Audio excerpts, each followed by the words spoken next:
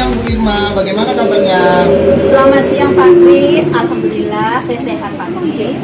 Baik Bu, apa sih persiapan yang sudah Ibu lakukan sebelum memulai coaching? Nah persiapannya ya Pak Kris, nah yang pertama kita sudah menyepakati waktu kita ya Pak Kris. Dan kemudian alokasi waktu ya Pak Kris. Nah itu Pak Kris. Ya oke, berarti sudah matang persiapannya ya Bu? Iya Pak. Baik Bu, sebelum kita melakukan coaching, kita berdiskusi sebentar tentang rubrik penilaian coaching ya Bu. Dalam kegiatan coaching ini Bu, ada beberapa aspek yang harus diobservasi, yaitu satu, prinsip coaching ya Bu, prinsip proses kemitraan, proses kreatif, dan memaksimalkan potensi. Kemudian juga ada alur percakapan Tirta, yaitu tujuan umum, identifikasi, rencana aksi, dan tanggung jawab. Selanjutnya adalah mendengarkan dengan rasa ya Bu. Kita santai aja ya Bu. Iya Pak. Baik Bu, pertanyaan pertama saya adalah, Ibu ingin saya membantu mengembangkan kompetensi coaching yang mana pada kegiatan coaching kali ini? Nah baik Pak Kris. Nah begini Pak, saya ingin Bapak membantu saya mengembangkan ketiga kompetensi itu tadi ya Pak. Nah kemudian yang pertama kompetensi itu yaitu kehadiran penuh Pak. Nah, kemudian mendengarkan aktif dan mengajukan pertanyaan yang berbobot. Nah, itu yang saya ingin kembangkan, Pak. Tiga-tiga itu, Pak. Oke, Bu. Dalam ketiga kompetensi inti coaching tadi, yang ingin Ibu kembangkan itu ada beberapa hal yang diperhatikan ya, Bu. Contoh kehadiran present itu, Ibu bisa bercerita tentang hal lucu. Kemudian dalam mendengarkan aktif, Ibu harus menjauhkan dari asumsi ya, Bu. Kemudian menjauhkan dari melabel dan judgment. Menjauhkan dari asosiasi Bu, atau mengaitkan dengan pengalaman pribadi. Kemudian dalam mengajukan pertanyaan berbobot, nah Ibu itu bisa, pertanyaan itu diajukan dari hasil mendengarkan aktif. Nah, kemudian bersifat terbuka dan eksplorasi. Nah baik Pak, terima kasih ya Pak sudah mengingatkan saya tentang proses coaching ini Pak. Sama-sama Bu. Selanjutnya Bu, bagian kompetensi mana yang yang mana yang secara spesifik ingin diobservasi? Baik Pak, nah kompetensi yang paling spesifik Pak yang ingin saya observasi Pak, yaitu dalam mendengarkan aktif Pak, dan kemudian mengajukan pertanyaan yang berbobot Pak. Baik Bu, kompetensi mendengarkan aktif dan mengajukan pertanyaan berbobot ya Bu. Selanjutnya, apa tujuan harapan Ibu dari observasi yang akan kita lakukan?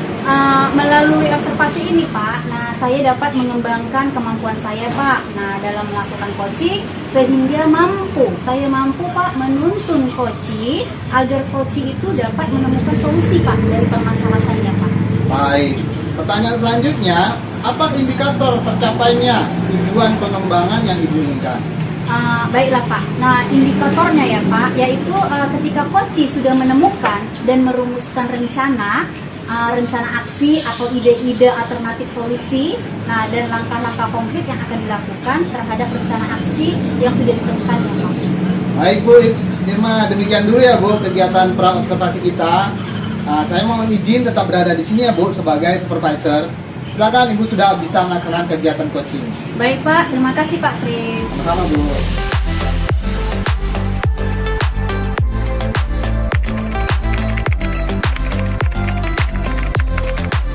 Assalamualaikum warahmatullahi wabarakatuh. Bagaimana kabarnya Bu? Waalaikumsalam warahmatullahi wabarakatuh. Alhamdulillah baik Bu. Ibu bagaimana kabarnya? Alhamdulillah, saya juga baik Bu. Bu, kita punya waktu sekitar 15 sampai 20 menit ya Bu. Nah, dengar-dengar Ibu ada sesuatu ya Bu yang ingin Ibu sampaikan sama saya. Nah, mau ngobrol tentang apa ini kita Bu? Iya betul Bu. Begini Bu, begini terkait kondisi sekolah saya. Jumlah murid yang mendaftar di sekolah saya itu semakin lama semakin turun Bu. Saya sudah mengajar di sekolah tersebut selama 10 tahun. Dan saya melihat selama 5 tahun terakhir ini ada penurunan drastis tentang jumlah murid baru yang mendaftar. Pada tahun-tahun pertama saya mengajar, saya melihat jumlah murid baru itu selalu di atas 58. Namun terus berkurang Bu. Bahkan pada tahun ajar ini hanya 35 saja Bu siswa baru yang mendaftar. Oh begitu ya Bu Rani. Nah dari penjelasan Ibu tadi, permasalahan yang Ibu hadapi adalah kekurangan murid ya Bu. Nah kekurangan jumlah murid baru ya Bu. Nah yang mendaftar di sekolah Ibu itu setiap tahunnya. Nah, berarti sekolah ibu itu berkurangnya jumlah murid baru yang mendaftar di sekolah ibu setiap tahunnya, ya Bu? Iya benar Bu, semakin berkurang Bu tiap tahunnya. Baiklah Bu, dari percakapan kita ini Bu, nah apa yang ibu harapkan dari pertemuan kita? Saya berharap Bu, bagaimana caranya untuk meningkatkan jumlah murid baru di sekolah saya di tahun ajaran baru mendatang Bu. Begitu ya Bu Rani. Nah, apa yang membuat Bu Rani ingin meningkatkan jumlah murid di sekolah Ibu Rani? Saya merasa memiliki peran untuk meningkatkan kualitas sekolah saya Bu. Apalagi kondisi saya sekarang ini sebagai TGP, saya merasa harus bertindak Bu. Nah, bagus sekali itu Bu Rani. Nah, apa indikator Ibu sudah meningkatkan jumlah murid baru di sekolah Ibu di tahun ajaran baru mendatang? Indikatornya Bu, jika jumlah murid baru di sekolah pada tahun ajaran mendatang, saya sudah melebihi jumlah murid di tahun ajaran ini Bu. Nah, menurut Ibu Rani nih, nah apa saja sih hal yang dapat membuat jumlah murid di suatu sekolah itu bertambah? Menurut saya Bu, hal yang dapat membuat jumlah murid di suatu sekolah itu bertambah yaitu dengan menciptakan lingkungan yang nyaman Bu. Terus sekolah yang mendukung dan menarik perhatian orang tua siswa Bu. Hal itu bisa terwujud jika fasilitas dan infrastruktur sekolah yang baik, adanya pemberdayaan orang tua sehingga dapat menciptakan hubungan yang positif dan meningkatkan citra sekolah. Dan Bu, penggunaan teknologi pendidikan untuk meningkatkan pengalaman belajar, memiliki guru-guru berkualitas, yaitu guru yang terus meningkatkan pengetahuan dan keterampilan yang berhubungan dengan pembelajaran.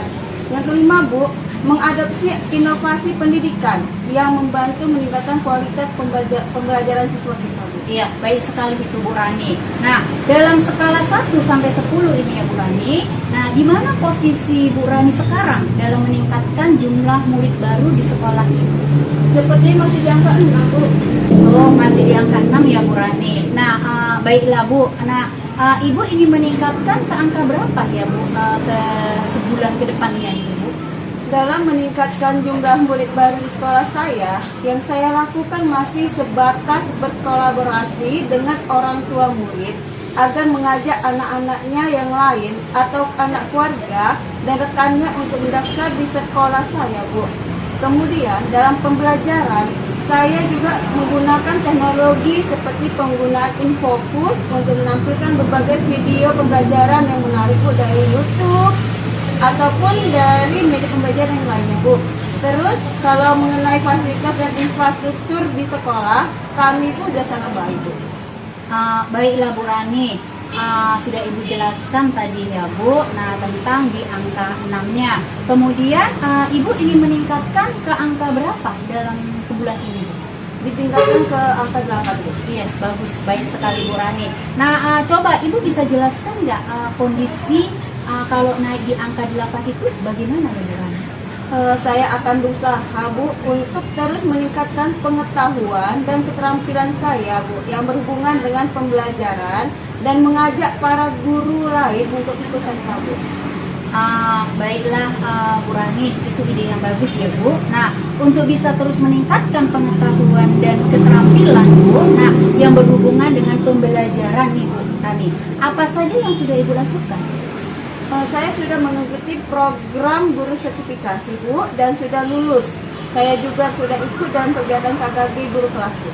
Nah, baik Ibu Rani, jadi itu sudah Ibu lakukan semua ya Bu. Nah, dari program guru sertifikasi dan mengikuti KKG, nah guru. Nah Bu, kemudian lah Bu, apalagi yang perlu ditambahkan atau dilakukan berbeda untuk bisa terus meningkatkan pengetahuan dan keterampilan yang berhubungan dengan pembelajaran? Yang sangat jarang saya lakukan adalah mengikuti pelatihan daring ataupun luring secara mandiri dan mengajak rekan sejawat saya untuk mengikutinya juga Bu. Menurut saya banyak sekali pengetahuan dan keterampilan yang bisa didapatkan melalui pelatihan-pelatihan seperti ini. Iya, baiklah Bu Rani.